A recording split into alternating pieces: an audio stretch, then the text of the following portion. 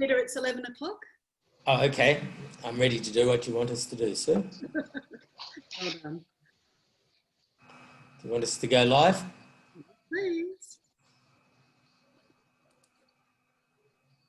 Okay.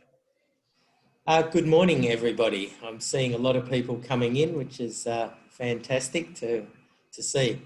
Firstly, I'd like to acknowledge two people and welcome everybody to come to our webinar. I'd like to acknowledge Sue Elson, who is helping me run this. Sue is the guru of LinkedIn for schools. And I'd also like to acknowledge John Somerset, because we're very fortunate that we have an alliance with Somerset Education. And I guess that's what's spread the word a bit. That came because John and I got together and John really wanted to have some mapping options for his customers. So we'll start this free session by explaining some of the basic concepts of mapping and show you how it can be used for making data-based strategic decisions for your school, university, college, whatever area it is. And we really want to talk in the areas of how this type of information helps you with marketing, enrollments, alumni, community development, and even very much the big decisions that can come with your school, including major capital works decisions. We'll then show you what a school can see via the various components of the spectrum analysis web-based mapping, the Geo Mapping tool, we call it Geo Mapping Plus. And then I'm actually going to take you on to a fake school we made up called Gels College and show you what happens when we actually can look at all the individual students that are there. And this is the type of product we do when we've done a full analysis with a school. So what we really hope to be able to identify for schools and universities is age population around your school. We want to look at the estimates of student age and children. What percentage of children attend independent schools? Demographic attributes, including religious affiliations, other information, and of course, the forecast numbers by age group that we're allowed to see now through the Australian Bureau of Statistics. Excuse me, I'm just going to come to my share. Okay.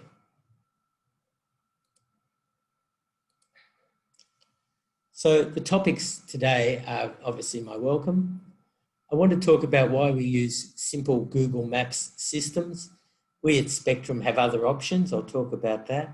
I'd like to just push forward our security levels. What can we see and why it's important? And then we're going to show examples of Geo Mapping Plus and then of the level 4 mapping offer of Gels College and some questions and answers if needed. Okay, Pete, we just need to share your screen again. You've just turned it off, Sorry. So back on. Okay.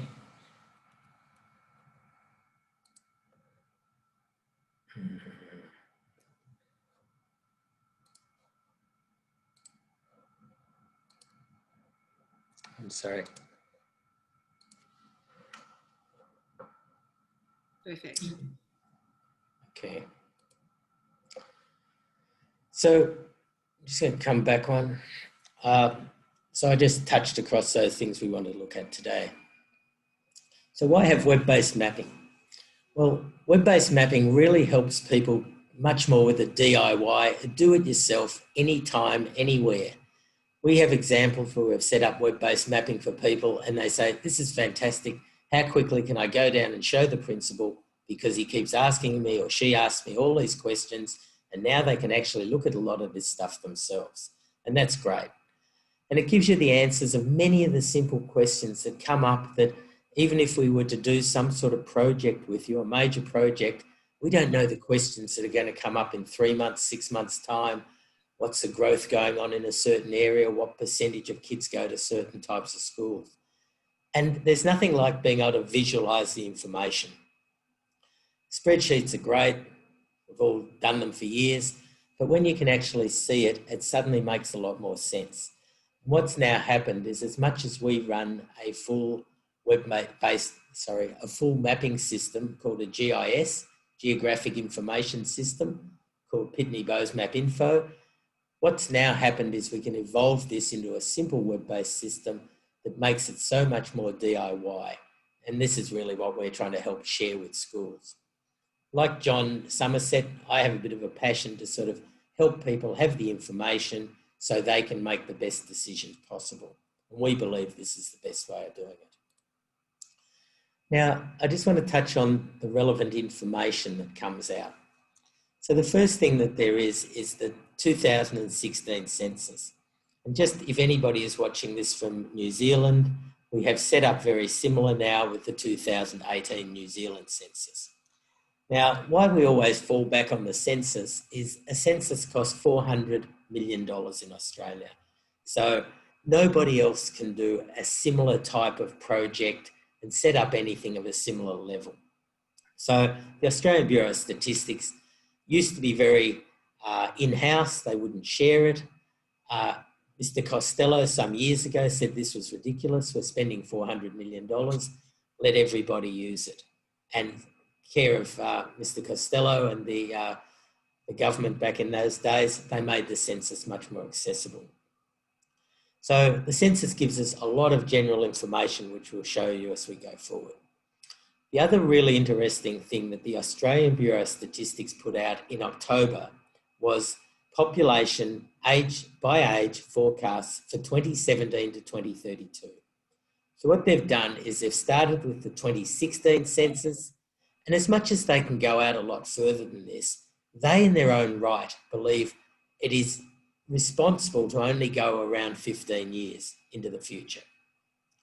I get a bit frustrated when I see state governments putting out data out to 2046 and way out in the future, and at the end of the day, they just set themselves up for a problem. The accurate data, that's why the ABS do it, is what's just come out, and they're talking their best estimates, and they take into account all of the councils, all of the different state government data, and they finally put together what I feel is the gold medal level of data that we should use Australia-wide. And I must say, I get a bit frustrated when I'm talking to people and they're saying, oh, let's use might be the Tasmanian or the Sydney data that shows from 2015 to 2036. And the problem being that was actually started at the starting point of the 2011 census. So they're not even getting up 5 years to the start.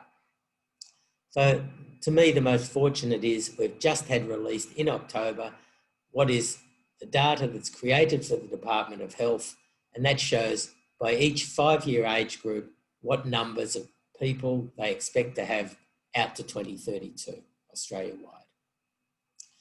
The next set of relevant information we like to show in our mapping is the ACARA data. Now, you all probably contribute to that. That's fantastic.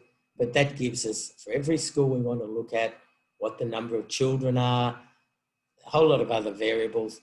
I realise it's probably only the 2018 data, but as and when it gets updated, we will make sure we update all of our web-based mapping systems. The last thing I'll talk about is SEIFA, Socio-Economic Index for Areas, but I'll come to that in a minute.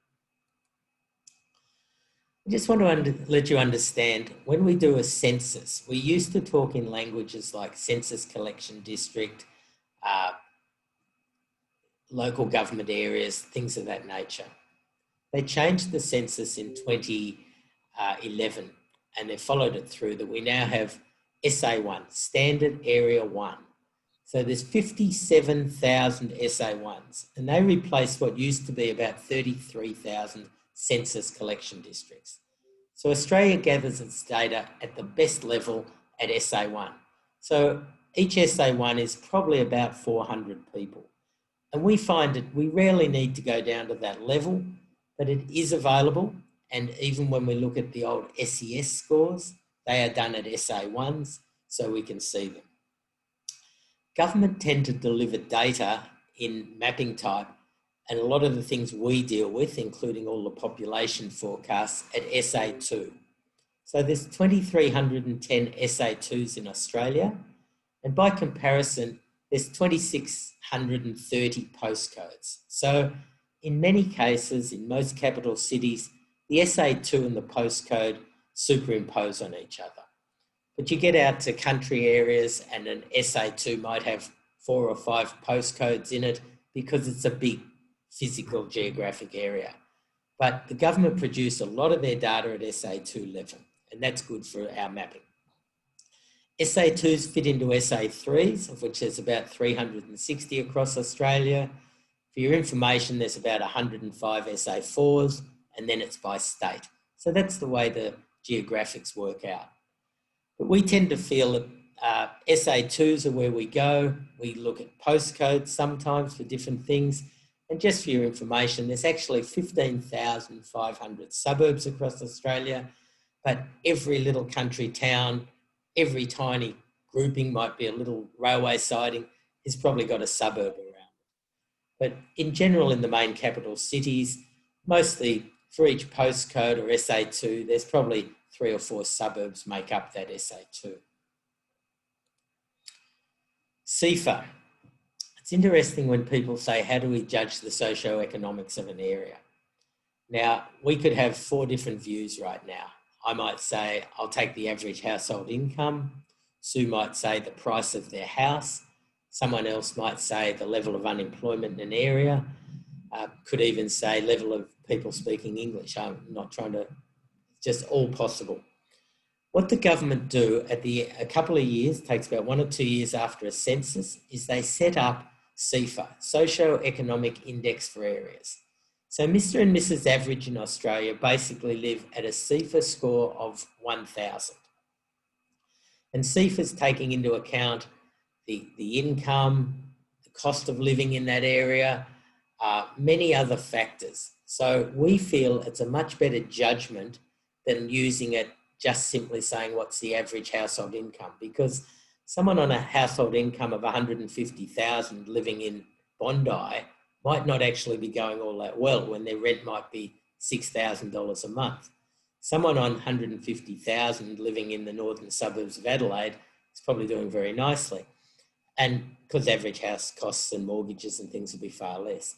So this is the way of bringing it all together. So Australia-wide, we feel that SEIFA is the best way of judging things. And we'll talk about that and show that when we get into the mapping. So the mapping demonstration, and we're going to send you a document, we call it Geo Mapping Plus, through John Somerset and myself, and that gives you the look at each of these different layers. So level 1, we are happy to share with anybody, anywhere, anytime, and that is just some simple mapping showing some SEIFA, showing all the ACARA data, and a couple other little factors. Level 2 is for John Somerset's current people, and they get a bit more for it. Level 3 is where we're going to take you today. That has an annual subscription if you wish to engage. Some big groups have now taken it on as a group for all their schools, we're very happy to say, and we're open to discussion. And level 3, you can get a small discount if you do come through Somerset Education. We've actually hooked it on so it clicks onto your password. Level 4 is really something Spectrum's happy to do with you, where we actually lay out all your current students, all your future students, all your alumni, your bus routes. It really becomes a total picture for your school. Okay. Hopefully we're now seeing a map. Sue, can you confirm? Okay. No, you've actually turned off screen share. So if you just okay, thank you. Go out and back in the screen share. So choose screen this time. Sue gave me lessons. I'm just not a very fast learner. I'm sorry. All good. Okay, this is our main product called Geo Mapping Plus, and I've set it up just to show you an area in Sydney, but like all things, it can move, and I'll move it in a minute. Up in your top left-hand corner, it starts off with a legend. The legend is just a fallback if you need it to see like what do the colours mean for the SEIFA scores. SEIFA. Blue is the highest, down to red is the lowest. If we're looking at SES scores, you see highest down to lowest. It shows some other indexes, but just sometimes you need to come back to. Ranking based on existing percentage of independent schools, again, a colour scheme. So if in doubt, fall back to the layers. Themes just allows us to make it look a bit like Google or a bit like Apple or whatever you wish. We normally leave it at Google. And the information at the moment has a video with John Somerset and myself, just a fallback situation to have a look to explain some of the things in it. The main thing in any time is what's called layers. And it's as simple as if it's blue, it's turned on. If it's grey, it's turned off. So let me just show you. I started off, all I've got on at the moment is the layer showing independent schools. So if I go to this school here, I click on it, I'm looking at Woodbury. It's a single school, not probably a good example. Let me come up to, I might just see if I can pick up one of the big ones here.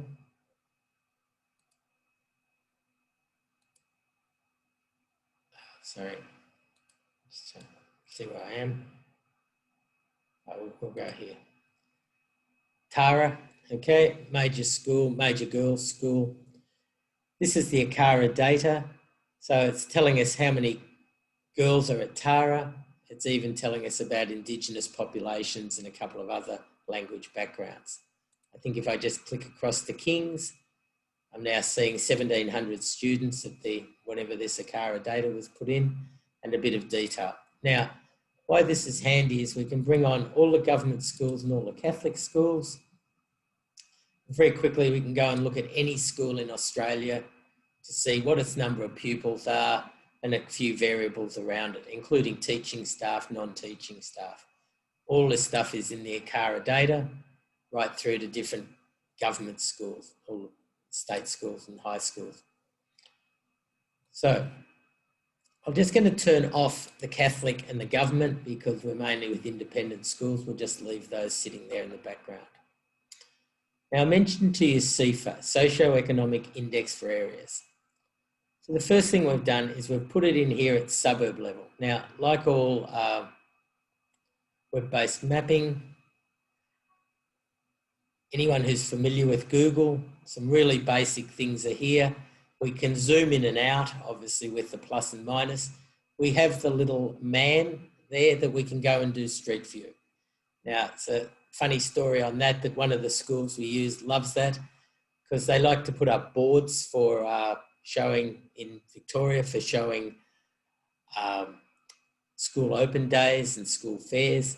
And my friend there says it's fantastic. She can actually see where the kids live, go and look at their houses and decide whether they're going to ring the mother up to stick a board on the front of their house.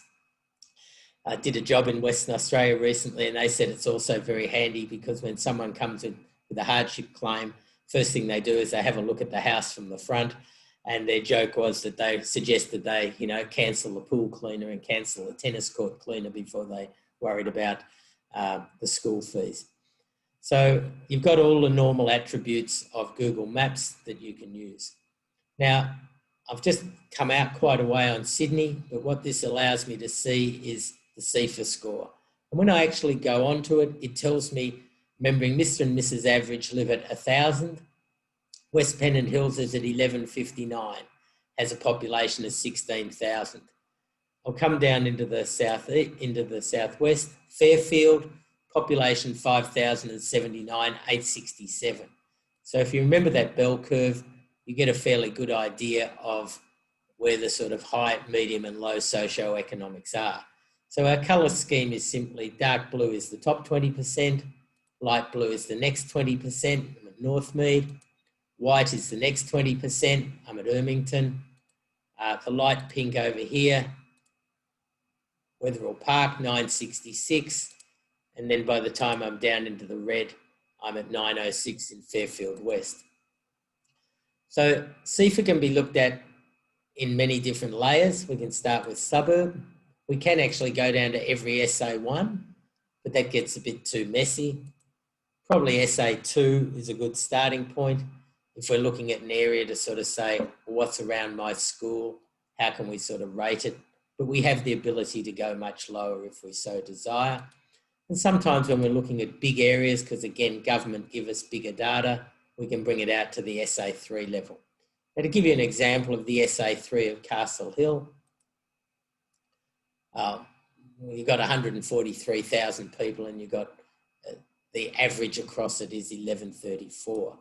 If I come down to here, Fairfield, 185,000 people, average of 990. Now, we did put in here the SES scores, and I know SES scores are going to disappear, well, when the government decides what they're going to tell us. But the advantage of having this available is if you suddenly got a whole group of enrolment coming out of one area like this, you can see that the SES score is 104. If they come out of this area over here, it's 122. And this all ties in with the funding formula that schools that the government's using at the moment. So it is available, but and has to be at SA1 because that's what we see. Okay, the next part's really quite interesting. Now, the census, in the last census, they actually asked the people to put in whether their kids were at school, whether they're at preschool, primary school or secondary school, and whether they went to Catholic school, independent school or government school. So if I look at every area we can see, we can go onto and we can look at it. So I've jumped onto Ryde in Sydney. Ryde has a population of 26,000. Its SEIFA score was 1076. Now we can actually see there were 233 boys and 202 girls at preschool.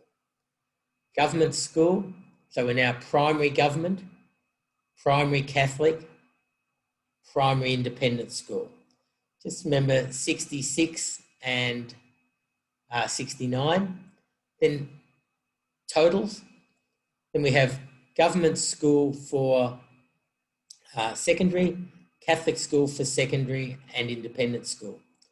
The last thing we've done is we've created some formulas here that show that in primary school, 65% were government, 28% at Catholic, 7% independent. By secondary school, it was 53, 36 and 12% independent. Now, I'll walk us over in a couple of interesting ones in Sydney. Let's go over into the upper areas. Well, might as well hit the old Rose Bay. So Rose Bay, we have independent school. We had 190 and 256, and actually 76% of the secondary kids were at independent school compared to 17% at government and 7% at Catholic. If we come across, let's take us a bit more normal, Rosebery. Okay, so we're just at 1078, 10% and 16%. And if we head ourselves out here, we're down to 4% at independent school and 8% by secondary. So this gives us the ability to look at any area and make some calls on it. I do just caution and I'm just mentioned that sometimes some of these very big Islamic schools are representing as independent schools. So again, areas that may be very, very heavily Islamic might appear to have a lot more kids at independent school, but that's because of the Islamic school. Now, this same data is set up at SA2 because when we do projects, we have to be exact by compare this with some of the other things that may be the population growth for an area. So at SA2, I'm looking at Hurstville, 23,000 people, 59 and 73 kids were going to independent secondary. This represented 11% of the total kids at secondary school.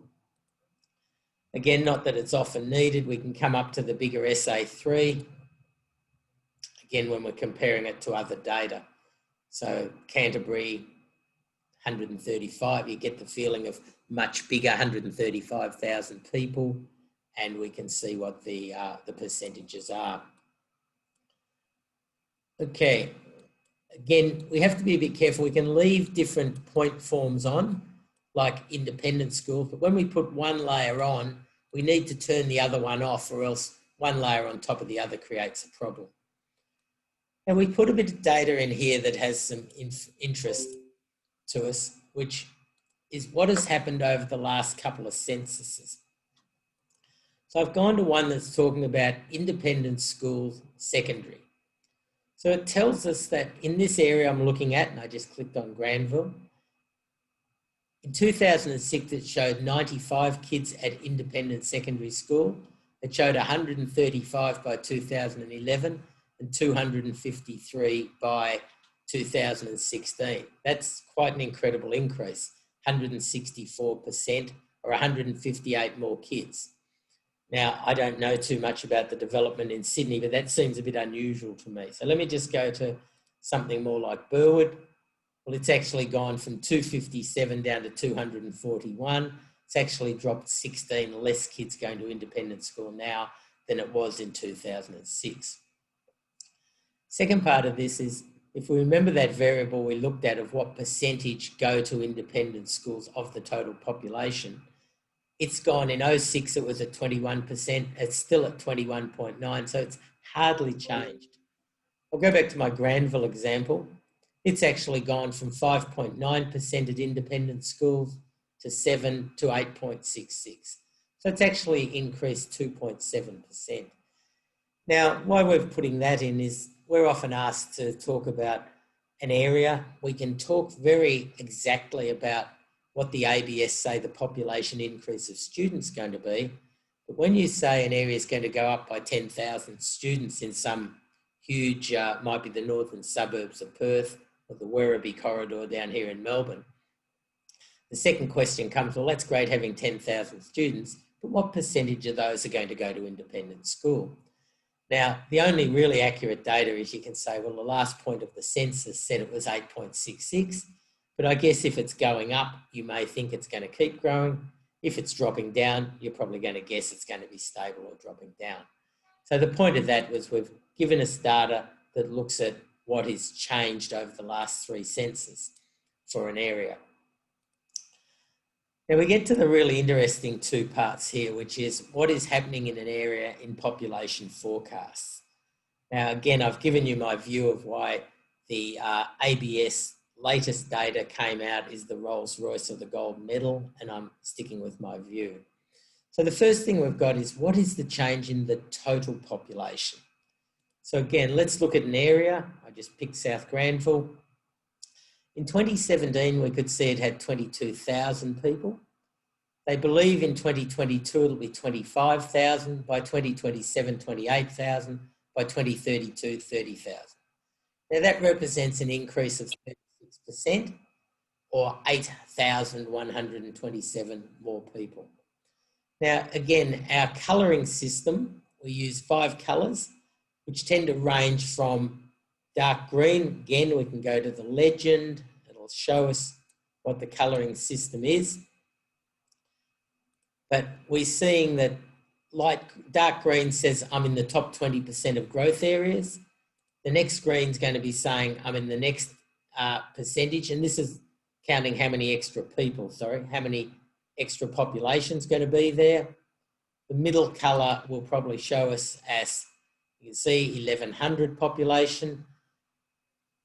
So find my light brown, but I might not have any in here. Here's the light brown here. Menai is only going to grow by 497.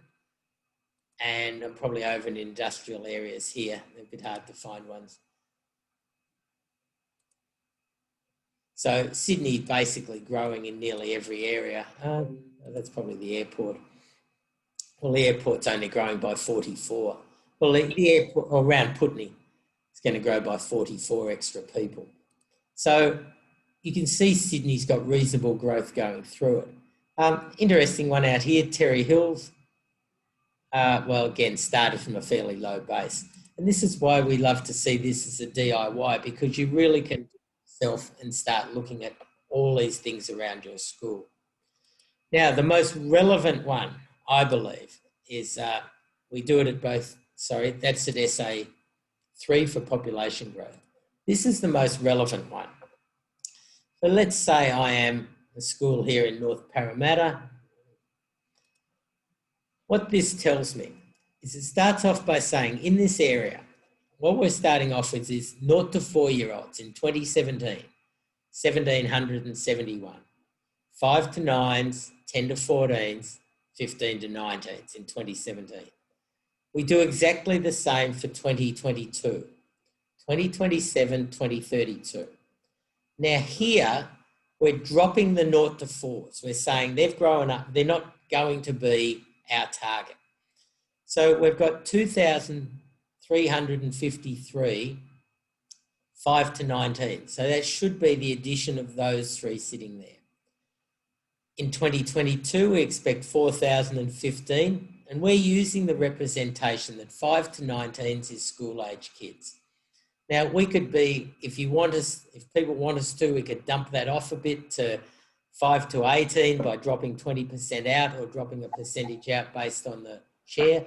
And in fact, we're doing a job right now for a Lutheran school, and they only go up to year 10.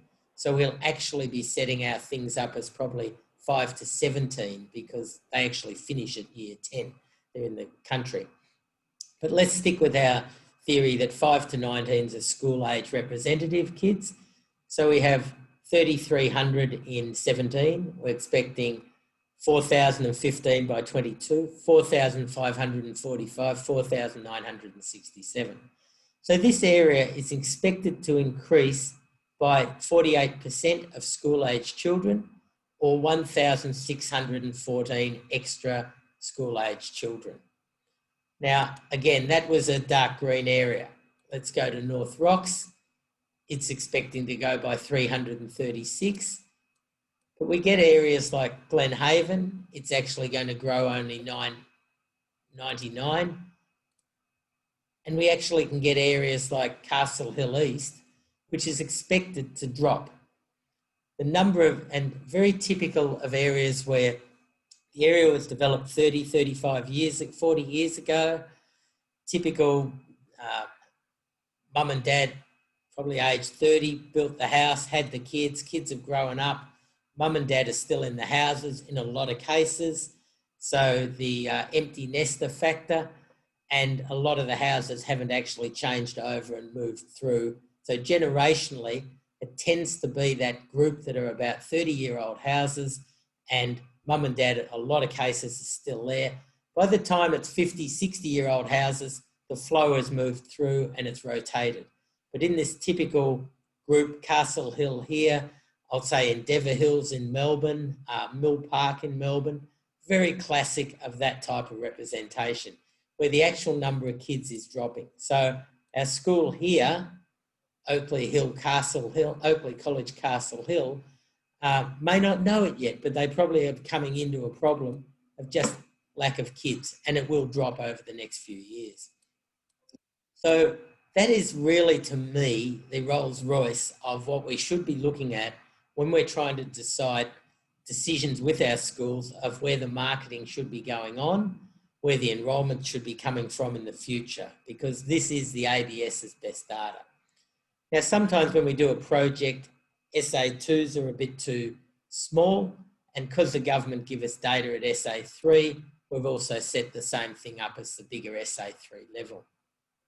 So you might be sitting here with Castle Hill. You say, well, okay, it's going to go from 32,000 to 38,000. It's going to grow basically 6,000 people, or 18%. Now, we look for the big growth areas in Sydney, and I'm hoping I can remember where to find it. One of the big ones is out here, as I recall. That's going to grow by 21,000 kids. Blacktown North, going from 22,000 to 44,000. Now let's just concentrate on that one, because we say we know it's going to grow up by 21,000 kids. I guess the second question immediately to me is, what is the percentage that are going to go to independent school? So right now, 12%. So if I've got 22,000 people, more kids coming on in the next 15 years, multiplying by that by 12%, I've got probably 25 or 2,600 more kids in that area are going to want to go to independent school, just based on the very simple 10 and 12% factor, 10% at primary school, 12% at secondary school. So that area probably needs 2 2 to 3 new schools, let alone what the current school's going to pick up. So probably a pretty good area for growth. Yet if I went into the Castle Hill area, we're probably going to see, a lack of more kids coming on. So just falling back to where I was, which is there, we can very quickly see with our coloration that which areas are probably the highest growth. And again, Sydney's a reasonably high growth area.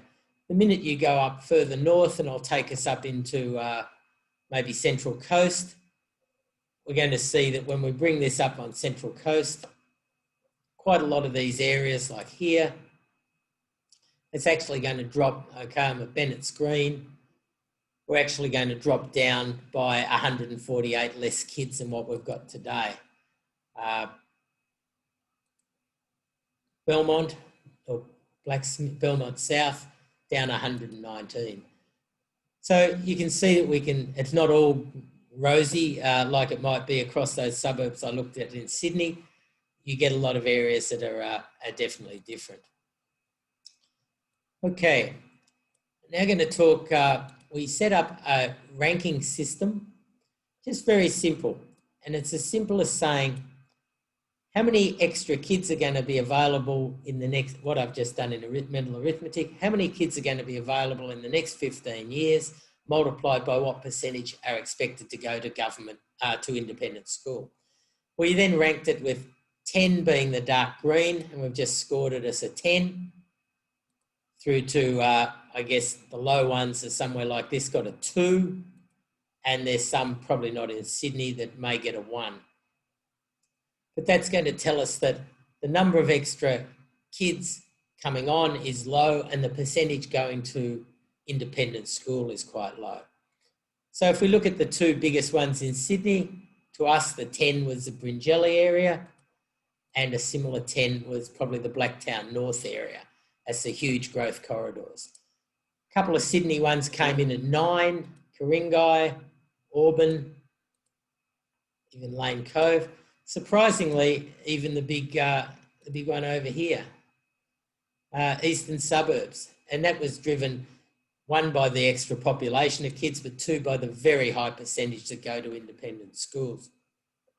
Now, there can be a bit of argument that they come in from a fair few other areas, but I'll let you sort that out in the future. So we did this rating across Australia. I think we came up with 12 level 10s. About 6 of them are in Victoria. Again, you may be aware, Melbourne is actually forecast to pass Sydney. It's the biggest city in Australia, somewhere around 2026. And because of that, the combination of immigration and intra-state immigration, there's about 6 of these pockets in Melbourne that are showing, and I'll just show you what I mean. We should be able to just walk down there pretty quickly. You can see these outer growth corridors of Melbourne that are just absolutely flying and are going to continue to fly for the next few years. Casey, the Casey corridor, the Werribee, out towards Deer Park, up towards the Craigieburn, Broadmeadows, Tullamarine, and then the Wallen corridor. So Melbourne's got the biggest growth ones. There were, I think, 2 in Western Australia, 1 or 2 in Queensland, the Pimpama corridor in Queensland, and nothing in South Australia. So these are the real big growth corridors, and yet you can get some corridors like the one we identified out at Manningham East. It's really not much value to add open new schools the way things are at the moment. Okay, we then did a fair bit of consultation with a colleague of ours, Dr. David Hastie at Alpha Crucis College. David's a very big believer in driving independent schools in the future, new independent schools. And we're fortunate enough to be part of a workshop with him and a group of people through AIS New South Wales, ISQ and others. And David's a very big one on, wanted us to show what the religious situations are. I may as well stay on Melbourne now. We've given Sydney a good look. So the first thing is, all we've done with these is we've set them up at SA1, which in a way is too low, but we've set them up at suburb level. So again, the dark green tends to be the highest through to the dark brown, the lowest. And when we look at this, we're looking at what percentage of people claimed in the census they were Christian. And Christian to us is a combination of probably all the Anglican type faiths, the Catholic faiths, all the rest. So again, we're seeing 74% out in Keilor. I must say the middle suburbs of Melbourne, we're a bit heathen. We're in Surrey Hills at the moment, 53%. Again, ethnicity plays quite a bit of a run on that. And then when you get to some of these corridors down here, we're starting to pick up some of the big Muslim corridors, which you'll see I'll leave Point Cook there at 48%. So let's break the Christian into, sorry, I don't want to go to all the SA ones, I'll just stick to suburb. So again, Melbourne, the Christian ones really weren't all that strong as far as the Anglicans were concerned. Now, remembering this is set up Australia-wide, so you do tend to see that when you do the same logic and you go to country, we'll start seeing a lot more higher, the higher the greener sort of ones are popping up in the country. So let's look at Catholic schools. Catholic religion. Again, as you'd expect with Melbourne, the north and western suburbs that tend to be where a lot of the Catholic community went. The northern suburbs up through here and fairly strong down in the south. They aren't as strong in these middle Melbourne suburbs, in the inner eastern suburbs. Now, I won't bother with a couple of the others, but we did pull up for David's suggestion, Pentecostal, a couple of other religions, but we did bring up the Islamic. Now, again, we'll hit out into Altona, we're getting 17%. Newport, well, low 2%. The interesting one I know is when I look at Lakemba in Sydney, I get up near 70, 80% Islamic population. Out in our Springvale, 10, 3, you're seeing the Islamic community out here, which obviously is fairly significant for the Islamic schools. We have also brought up the Hindu, the Buddhist, and then I guess we've, it's hard to sort of say, but the non-religious were sort of people that either said they weren't religious or religious not stated. So I guess this is more the agnostic and atheist sort of group, where you do tend to find this in a lot of inner Melbourne and other areas.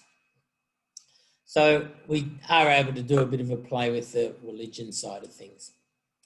Now, what I do want to do is now jump us across from here, which is what we call the Geo Mapping Plus, to the other mapping, which is the level 4, when we actually do this for a school.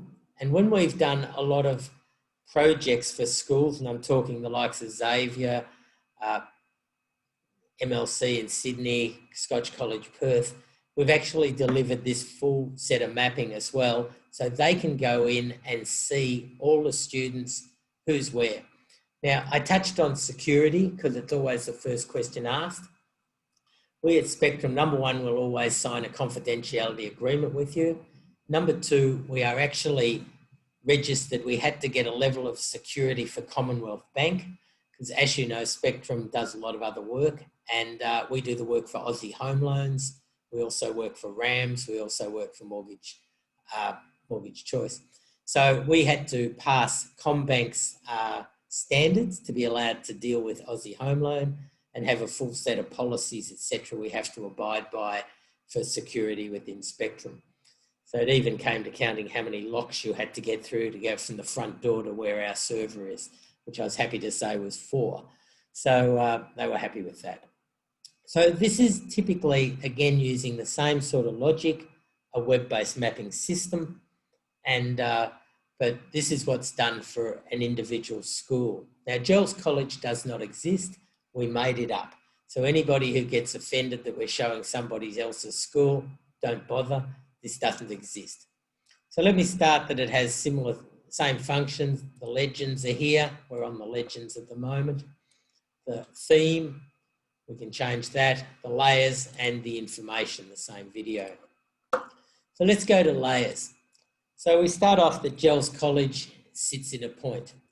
Now, at this time, we brought it on and it has bus routes. I'm just going to try and see where they are, and I'll take them off for now. So the first thing we can do is we can show our current enrolments. Right through to seeing that little person there is Simon Lapastria. He has a birth date. This is where he lives. We can have his address in there. We normally will have, when we do the jobs for the schools, the feeder school he came from, what year he's in, all the information we want to know.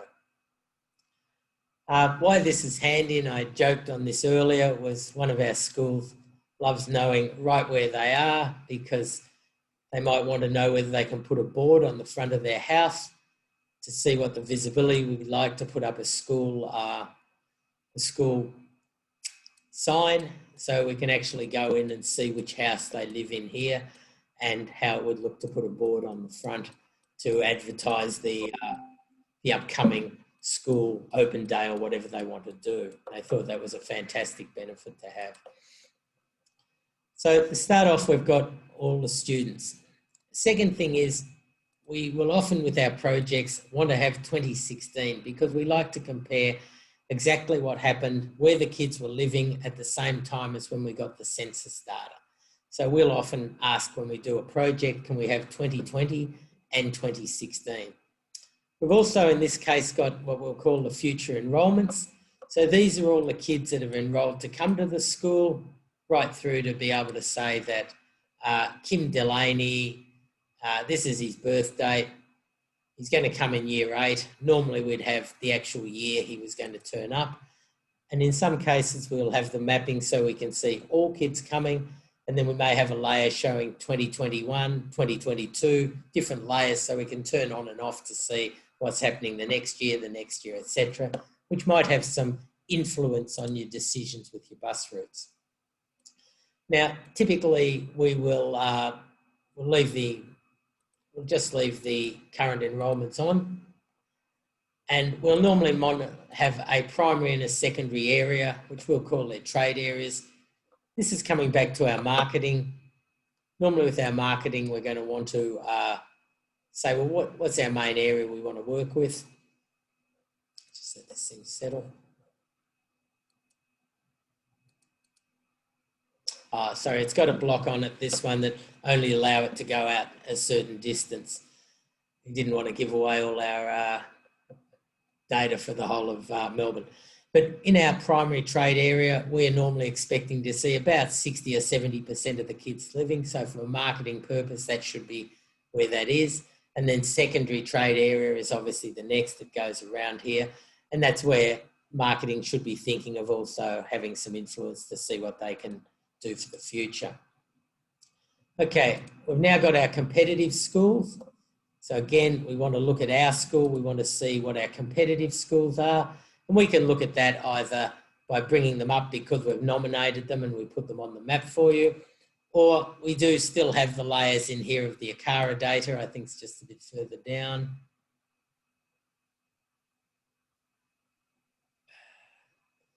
If not, we'll whip it on. It might not have come onto this one yet. But the ACARA data, again, there they are, independent schools. We can again see that that's... it's a blockage is stopping me doing that. Let me just pick up another one. There's Hunting Tower. We can see how many kids, etc., are there. So the independent schools, even all the government schools and all the Catholic schools are still showing that we can go in and look for that to talk about what schools are likely to give us students in the future. Okay.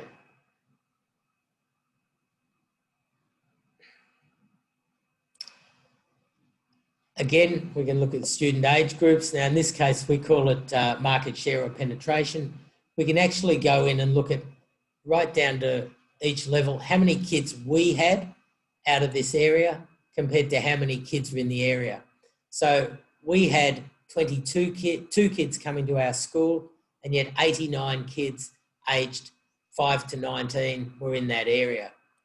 Obviously, that was a low one. This area, we got 3 out of 85. Coming to this area, we got 5 kids out of 67. So we can actually use it as a market share to see where we're strong and weak and help identify from a marketing point of view where we need to be doing more of our marketing. Now, that could be as simple as put up bus shelters, whatever advertising we decide to do. We like to, in these projects, also bring up all of our bus runs. Now, again, once all the bus runs are on, we can turn them on and off, and we can actually help make some decisions about what we're going to do in the future. Maybe if they're our bus ourselves, not our government bus, to PTVs, public transport.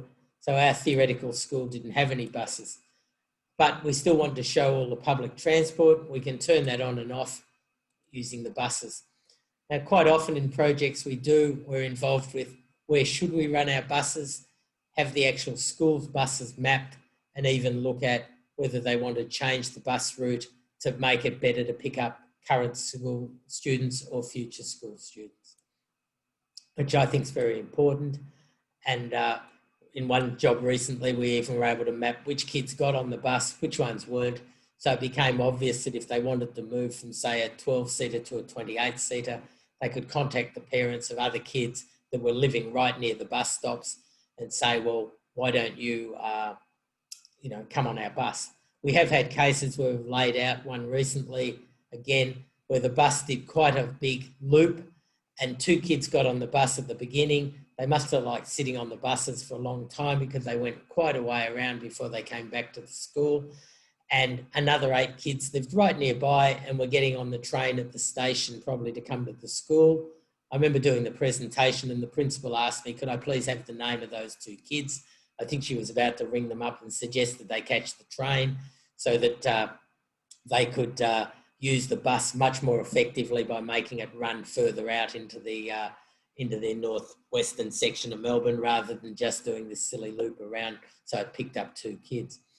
They're the things that when you get your buses all mapped, you start being able to make much smarter decisions than you can do. We've all probably heard there was one classic story in Sydney where they finally asked the bus driver what he did. He'd been doing the same thing for 5 years. And when he explained that he actually picked up the first kid at the second bus stop, they'd been paying for the first couple of kilometres of the bus for about 5 years and nobody had got on or off that last section of the bus. Those kids had left the school. So we then go right through all the same sort of data is here, talking about different layers, different religious layers, all the things I showed you earlier in the other the mapping. So what I'd like to do now is, we're now at 5 or 7 minutes to go. I'm happy to stop my screen shares and have a bit of a discussion or take any questions. Sue, if you're able to drive that, you'll be my guest. Yeah, absolutely. I've mentioned to people in the chat that questions are welcome at any time, but we haven't seen any yet. So if you'd like to ask a question, please just unmute yourself.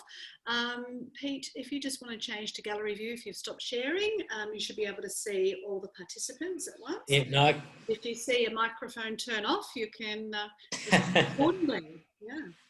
Well, I'm open to any questions. Please go. Costings for a level 4 from Wendy. Okay, so 2 things. Firstly, a level 3, I'll start with that. If you come onto our level 3 system through John Somerset, if you're Somerset Education, it's $640 a year, and I'm very happy to give anybody a bit of a walkthrough if they need it. We do provide some instructions, but we do find it's pretty self-explanatory. If you come to a level 3, not through John, we are going to charge $820, and we'll deal with that ourselves through Spectrum. And we're really thanking John for helping spread the word, and we like to see him get the benefits, or his company for helping us on. Level 4 is a bit of a different situation. We're doing a couple of jobs at the moment for schools where normally schools do the full project with us, and then they ask us to put the mapping in at the end. For level 4s, they're probably a $3,000 to $4,000 job, depending how many kids there are at the school. Now, the other things we'll normally map in that is obviously current school students, all past school students, the alumni. Now, we did a job for Haileybury here last year where we actually plotted around, I think the number was 30 or 40,000 alumni for all their campuses. And that helps a lot to help decisions like where should we run the old boys, old girls network, where should we have the annual dinners, things like that. So a level 4 will normally have all current students, 2016 students if you've got them, all future students, including breaking them down by year if you can give us that data, and we'll plot all the alumni as well, and we'll plot all the public transport and the bus routes. And if there's data that helps us see where which kids are getting on the bus or not, which you could have if you have a system like roll call or something on, we're happy to build that into it as well. So probably around roughly a $4,000 job, $3,000 to $4,000, depending how many students you've got. Great, thanks for that, Peter. I've got a couple of other questions, but because we're getting close to midday, I'd just like to remind everybody that this session is being recorded and will be put on the Spectrum Analysis YouTube channel later today, so that if you have to go but you still want to listen to the answers, that option will still be available to you a little bit later. So the next question that probably flows on from that last one from Jane is it better to drop to level 3 after level 4 on a yearly basis? No. Oh, well, that's your question. What we're finding with people who are on level 4 is we normally then do a subscription, and every year we do an update. We'll update from, well, the ones that were on in 2019, we then update it to 2020. Those ones that are with us will go to 2021. Normally it's a job we'd like to think we can do in December or January, so you get the full benefit of that year. And the beauty of that is we'll obviously upgrade all your future students, change your bus routes, upgrade all your alumni. We'll just update the whole thing. If you drop back to a level 3, you're welcome to. It just doesn't give you that same ability to be able to look at where all your current students and your bus routes and things are running. But that's something that is possible if people want to. Yep. Yeah, great. Okay, so Alistair's asked, is international mapping available? I think you mentioned in the presentation New Zealand was, yes. But any other options? So Spectrum Analysis do a whole lot of other stuff, including we run F45 trainings mapping worldwide in over 60 countries. So we are quite familiar with mapping worldwide. We're about to release, or it's just come up now, is new mapping for New Zealand. And we believe their data is a bit different to ours, but we'll be able to have almost an identical level 3 GeoMapping Plus for New Zealand as we have here in Australia. And we should be able to take that internationally to other countries on a needs basis. Now, Annabove, our Chief Data Scientist, is excellent at working with other countries, and we've had to do, one of our biggest jobs was setting up 11,000 territories across the United States of America 2 years ago for F45 training. So believe me, we know data in other countries. So I'll say that yes, we'll be able to. It's just a needs basis. So our next step is sorting New Zealand out. And I saw the examples we've done today, and I'd like to say we're 95% there already. Well done. Thanks, Peter. Next question is from Adam. If you are developing your alumni lists over time, are there additional costs for new data uploads? Look, if we have an annual arrangement with you, whichever one it is, we'll just do it each year. It's not a problem. We have what's called geocoding software that allows us to put addresses in and create the geo point, drop it on. It's not a big issue. We're happy to come up with an arrangement to do that each year. But we haven't had the one we did for Haileybury. We haven't done an update yet, but I'm quite happy to do something for him at a pretty low cost. It's just probably an hour or 2 hours of our time to get it done and upgraded for you. And Alan's asked, what's the subscription price for level 4? Initially 3 to 4K, but then after that, what would the rate be? Look, it's probably, again, we have no really set number, but I would tend to say it's probably a $2,000 to $2,500, depending. It's more about the numbers. If you're a very big school with 2,000 pupils. It's just more work for us to do it. If you're a small school of 400 students, then it's obviously nowhere near as much to do. So I'd like to just keep it as a bit broad, but we do try and negotiate a figure that meets with what you want to do. So last call out for any questions in the chat or via your microphone. Rashida's microphone is, or speaker is available. Did you have a question, Rashida? Hello, Rashida. No. Microphone? No. Okay, and everybody else's microphone's still off. Wendy said, thank you, that was excellent. Jane also said, thank you. Again, thank you all for coming. Really great to have you all with us. Peter is more than happy to answer any additional questions at any time. I've put his details in the chat, but you can also visit spectrumanalysis.com.au and see the details on the contact page. Diana has also said, thank you, very informative and a great tool. Jeff said, thanks, very informative. And look, I'm very happy to take any phone calls. It's not hard to find my mobile number. It's all out there. Or our office number here. We've got it, even though we're in shutdown, all our phones are coming through to my mobile. So please feel free to ring for any point you want to talk about. Very happy to take calls and work with anybody going forward.